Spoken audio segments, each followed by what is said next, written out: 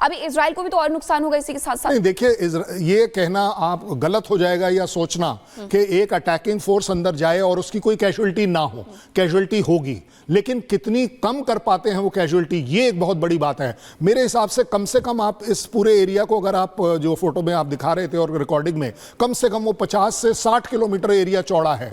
अगर 60 किलोमीटर के चौड़ाई में एक डिवीजन 98 डिवीजन अगर उनकी जाती है और अगर आप दिखाते हैं कि 6 या 8 लोगों की मौत हो गई, ये कोई बहुत बड़ी बात नहीं है। ये एज अ मिलिट्री कमांडर आपको एक्सेप्ट करना पड़ेगा कि अगर आप अंदर गए हैं, आपने अटैक किया है, तो आपके ऊपर भी कैजुअलिटीज जरूर आएंगी। तो ये बिल्कुल आप बड़ी बात कह रहे हैं कि अगर आप अंदर गए हैं तो कैजुअलिटी जरूर होगी। 8 कैजुअलिटी हुई है, हालांकि ये ऑपरेशन बहुत बड़ा है और ऐसे में और कैजुअलिटी हो सकती है, लेकिन कहीं ना कहीं इजराइल जिस तरीके से इस पूरे मोर्चे पर उतरा हुआ है वो इस बात का खास ख्याल रख रहा है कि उसके सैनिकों को ज्यादा से ज्यादा नुकसान ना हो। अब ये कुछ तस्वीरें भी देख लीजिए कि बैरूत पर जो बमबारी की गई है उसके बाद वहां पर किस तरीके से जो धुआं है, जो आग है, वो देखिए नजर आ रही है। ग्राउंड ऑपरेशन यहाँ पर लगातार चल रहा है। तो ये जो तैयारियां है वो इनसे आप अंदाजा लगा सकते हैं कि आखिरकार इजराइल की जो सेना है वो दक्षिणी लेबनान में पूरी तरीके से प्रवेश कर चुकी है, हर तरीके से घेर लिया है, क्योंकि एक तरफ लेबनान से लेकर के हमास तक से निपटने की तो जंग थी ही, और उसी के साथ अब ईरान भी जिस तरीके से मैदान में कूदा है, यानी हर मोर्चे पर जो इजराइल है वो कहीं ना कहीं मजबूत नजर आ रहा है। 2 किलोमीटर तक लेबनान में जो इजरायली सैनिक है वो घुस चुके हैं और अभी ये सीमा और बढ़ने वाली है। अभी जो घुसपैठ है वो माफ करिएगा, जो घुसने का जो सिलसिला है वो कहीं ना कहीं इजराइल के सैनिकों के द्वारा और बढ़ेगा। हिजबुल्ला और इसी के साथ जंग में इजराइल के जो 8 सैनिकों की मौत हुई है उसे भी बदला लेने की तैयारी चीन के द्वारा पूरी की जा रही है, क्योंकि ये देखा गया था पहले भी कि जिस तरीके से गाजा में ये पूरी लड़ाई हो रही थी, पूरी तैयारी चल रही थी, सैनिकों का चुन चुन करके बदला इजराइल के द्वारा लिया गया था। अब हिजबुल्ला के हमले में आईडीएफ के 3 टैंक भी तबाह हो गए हैं, ये भी जानकारी मिल रही है। हिजबुल्ला का आईडीएफ को नुकसान पहुंचाने का दावा है, ये दावा जरूर हिजबुल्ला की तरफ से किया जा रहा है। तो नेतन्याहू ने भी शहीद सैनिकों को श्रद्धांजलि दी है, लेकिन ये ऑपरेशन रुकने वाला नहीं है, थमने वाला नहीं है। इजराइल के ऊपर सर संजय सोई सर, जो इजराइल के ऊपर अटैक हो रहा है उसे लेकर के कहीं ना कहीं मुझे लगता है कि बड़ी तैयारी की गई थी इजराइल के द्वारा कि हम अपनी तरफ से बंकर बना लेते हैं, अपने लोगों को वहां पे जाने देंगे, वरना हमारे ऊपर अगर अटैक होता है तो हमारे ज्यादा से ज्यादा लोग मारे भी जा सकते हैं इसमें। नहीं बिल्कुल, ये 2-3 बातें यहाँ पर मैं कहना चाहूँगा। सबसे पहले तो जो अभी हमले चल रहे इजराइल के द्वारा और जो गाजा में हमले हुए थे, दोनों में बड़ा फ़र्क है। गाजा में एक रिएक्टिव था, 7 अक्टूबर को हमला हुआ, उन्होंने तुरंत ही कुछ ना कुछ करना था, तो वहाँ पे कितना प्लानिंग शायद ना हो पाया होगा। यहाँ पे बिल्कुल प्लान तरीके से गए, इनके लीडर्स को मारा, पेजर अटैक किए, चुन चुन के जगह सिलेक्टेड, जैसे कर्नल शैलेंद्र बता रहे थे, पिन पॉइंट अटैक करके उनको बर्बाद कर रहे हैं, और साथ ही साथ फिर घुसपैठ करके रेड करके वो भी पिन पॉइंट जहाँ से उनको खतरा लगता है कि यहाँ से बम आ सकता है, यहाँ से फायरिंग आ सकती है, उस जगह को बर्बाद करके फिर वो प्लान तरीके से आगे बढ़ रहे हैं ताकि रास्ता साफ हो, फिर इनके टैंक आए। साथ साथ इन्होंने अपने शेल्टर्स बनाए हुए हैं, बंकर बनाए हुए हैं, ताकि आज देखिए इजराइल में हर घर में बंकर है, हर घर में शेल्टर है, चाहे वो मिसाइल अटैक हो, रॉकेट अटैक हो, उससे सैनिक और आम आदमी का बचाव किया जा सके। तो इस जो बचाव किया जा सके, ज्यादा नुकसान ना हो, इस बात का खास ख्याल रखा जा रहा है। ग्रुप कैप्टन यूके देवनाथ जी, मैं आपसे एक बात समझना चाहूंगी कि अभी तो एक तरफ हमने देखा हमास से लेकर के लेबनान तक, अब क्या हम यमन के बारे में भी देखेंगे आने वाले वक्त में, क्योंकि वहां से भी अटैक हुए और बराबर जवाब यहाँ इजराइल की तरफ से भी दिए गए हैं। जी हाँ, इजराइल से यमन की दूरी 1800 किलोमीटर है और इजराइल के ऊपर यमन से हुती विद्रोहियों ने बार बार ड्रोन अटैक किए हैं, यूएवी और क्रूज मिसाइल से अटैक किए हैं। जब हुती विद्रोही अपना क्रूज मिसाइल या अपना बैलिस्टिक मिसाइल लॉन्च करते हैं तो वो लाल सागर के ऊपर से उड़ते हुए गल्फ ऑफ अकाबा से उड़ते हुए आके दक्षिण इजराइल में उनका एक पोर्ट है गल्फ ऑफ अकाबा पे, इलियट, उसके ऊपर गिर रहे हैं। तो इजराइल की आईडीएफ अब पूरी तरह से तैयार है, ज़रूरत पड़ने पर वो अपनी छोटी सी नेवी है गल्फ ऑफ अकाबा में, इलियट में इस्तेमाल होंगे। एक बड़ी जंग जो कि कई सालों से, शतकों से चल रही थी, वो अभी भी थपते हुए नजर नहीं आ रही है। शैलेंद्र सर, एक बात और कि क्या आने वाले वक्त में सीधा अटैक करने से इजराइल बचेगा ईरान पर, या सीधा अटैक कर देगा जैसी उसकी तैयारी है? देखिए, as far as Israel is concern, वो वेट कर रहा है कि किसी तरह एक ओपिनियन वर्ल्ड का बने कि यस, उसने ईरान के ऊपर अगर डायरेक्ट अटैक किया है तो क्यों किया है। क्योंकि जब तक आप ये जस्टिफाई नहीं कर पाएंगे तब तक आप देखेंगे कि यूएस भी आपको रोकने की कोशिश करेगा कि दायरा बढ़े ना, मिडिल ईस्ट में अपने आप दायरा बढ़े ना।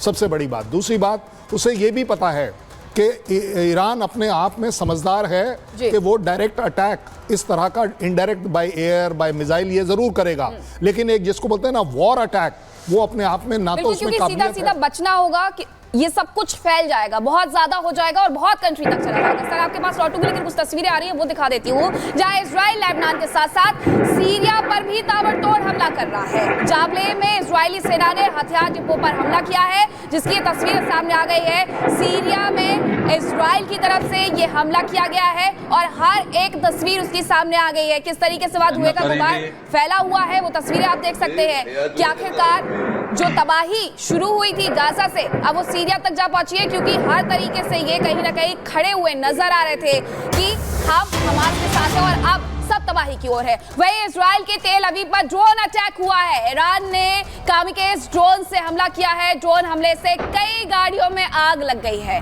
तो अब कहीं ना कहीं झुलस तो इजराइल भी रहा है, जिसकी तस्वीरें भी सामने आ गई है। जो उस पर अटैक हुआ है उसकी तस्वीरें किस तरीके से सामने आ रही है वो आप देख सकते हैं। गाड़ियों को यहाँ पर नुकसान पहुंचा है। तेल अवीव जो कि इजराइल की राजधानी है, उस पर यह ड्रोन अटैक किया गया है और ईरान ने कामिकेज ड्रोन का इस्तेमाल किया है। पहले भी जो ड्रोन थे कामिकेज, इसका इस्तेमाल किया जा रहा था हमास की तरफ से, और अब यहाँ ईरान ने भी इसी का इस्तेमाल किया है। ड्रोन हमले से कई गाड़ियां जो है वो क्षतिग्रस्त हो गई है, पूरी तरीके से आग लग गई है उनमें, ये ब्लास्ट हुआ है। ये तस्वीरें उसको टास्क किया जाएगा कि वो ईरान में घुसकर ईरान के न्यूक्लियर इंस्टॉलेशन पर हमला करे। इजराइल की एयरफोर्स इसके लिए पूरी तरह से तैयार है, लेकिन ये एक बहुत बड़ा पॉलिटिकल डिसीजन होता है जिसमें कि दुनिया की भागीदारी है।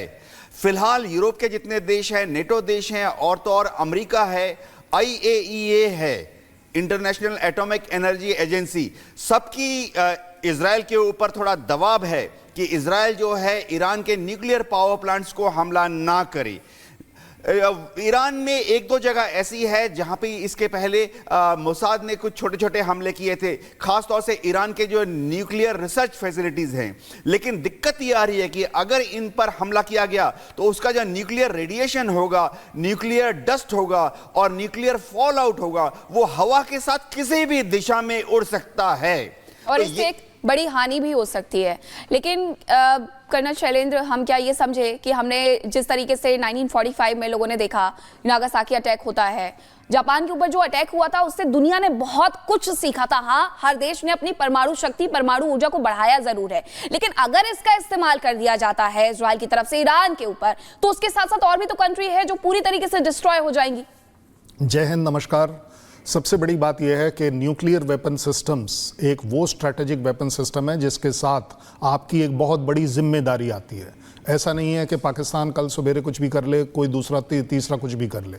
जिसके पास भी है, जो भी एस्पायर कर रहा है, वो उसे एज अ डेटरेंस लेना चाहता है, not as a offensive weapon. Offensive तो वो ऑटोमेटिकली है ही, बट अपने आप में उसका होना आपके लिए एक तरीके की गारंटी है। आप अगर छोटा सा एग्जांपल ले लीजिए, क्या यूक्रेन के ऊपर कभी कोई अटैक कर पाता अगर उसने अपने न्यूक्लियर वेपन्स डिसमेंटल ना करे होते?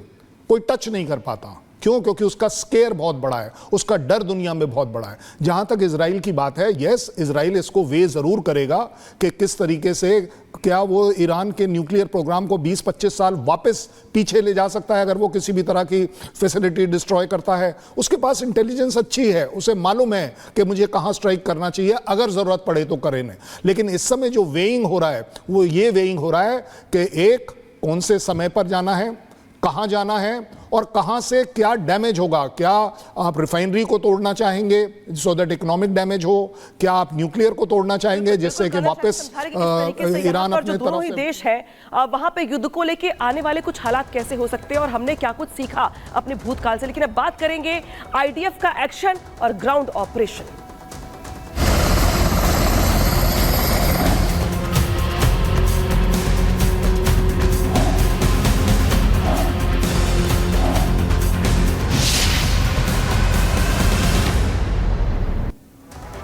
तो लेबनान और और सीरिया पर इजराइल की ओर से जो बमबारी है वो भी यहाँ लगातार की जा रही है। लेबनान और सीरिया के तमाम ऐसे इलाके हैं जहाँ पे आईडीएफ की ओर से ग्राउंड ऑपरेशन भी यहाँ पर तेज कर दिया गया है। इजराइल की ओर से भारी बमबारी की गई है। पश्चिम सीरिया में भी बमबारी किया जा रहा है इजराइल की ओर से। इसके अलावा दक्षिणी लेबनान में आमने सामने की यहाँ पर जो जंग है उसकी भी तस्वीर निकल के सामने आई है। यानी कि इजराइल की ओर से अगर बात करें हम तो यहाँ पर लेबनान हो चाहे बेरूत हो, यहाँ पे लगातार बमबारी की जा रही है और जंग आर पार है। हालांकि आगे वर्ल्ड वॉर है या नहीं ये सवाल बना हुआ है, लेकिन तस्वीर दिखा रहे हैं आपको लेबनान पर एयर स्ट्राइक करने की। और एयर स्ट्राइक के बाद किस तरीके से आसमान में काले धुएं का गुब्बार दिखाई दिया, तबाही का मंजर दिखाई दिया, वो दिखा रहे हो किस तरीके से इजराइल ने अब ग्राउंड ऑपरेशन को लेकर यहाँ पर पहले से ही यहाँ पे एंट्री ले ली थी। और बेरूत में पहले बमबारी की गई और बेरूत में बमबारी करने के साथ जो ग्राउंड ऑपरेशन है वो भी यहाँ पे पैरेलल चल रहा है इजराइल की ओर से। तो तस्वीर दिखा रहे हैं आपको हम लेबनान बेरूत की, जहां पर इजराइल ने बमबारी की है और बमबारी के बाद जो तबाही का मंजर है वो यहाँ पर दिखाई दे रहा है। इजराइल की ओर से दावा भी ये किया गया है कि जो बमबारी की जा रही है वहां पे टारगेट सेट करके की जा रही है। तो आईडीएफ की ओर से कई इमारतों पर यहाँ पर बम बरसाए गए हैं और बम बरसाने के बाद की जो तस्वीर है वो आपको दिखा रहे हैं।